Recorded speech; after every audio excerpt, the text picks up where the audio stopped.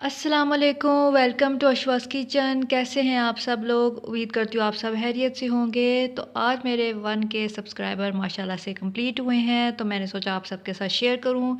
Thank you so much आप सबकी support का। मेरी वीडियोस को देखते हैं, पसंद करते हैं, लाइक करते हैं। तो आज ही मुझे यूट्यूब की तरफ से मेल आया था, ये देख सकते हैं आप। ये बनानास जो सबको इसका वेट होता है, मुझे भी बहुत वेट था। तो अल्लाह ताला हम सबको कामयाब करे, क्योंकि अभी तो ये जस्ट स्टार्टिंग है। अभी हमने और आगे जाना है, अभी और मेहनत करनी है, क्योंकि हर नए दिन के साथ एक नई मेहनत और एक नया सब्र जुड़ा होता है। तो हमने हार्ड वर्क करना है और सब्र से काम लेना है, तो इंशाल्लाह हम सब आगे जाएंगे। तो मुझे ऐसे ही सपोर्ट करते रहें और मुझे अपनी दुआ में याद रखें, और मेरी वीडियोस को पसंद ऐसे ही करते रहें। तो आपका सबका बहुत बहुत शुक्रिया एक बार फिर से। तो मुझे अपनी दुआ में याद रखें और अपना बहुत सारा ख्याल रखें। Good night, take care and अल्लाह हाफिज़।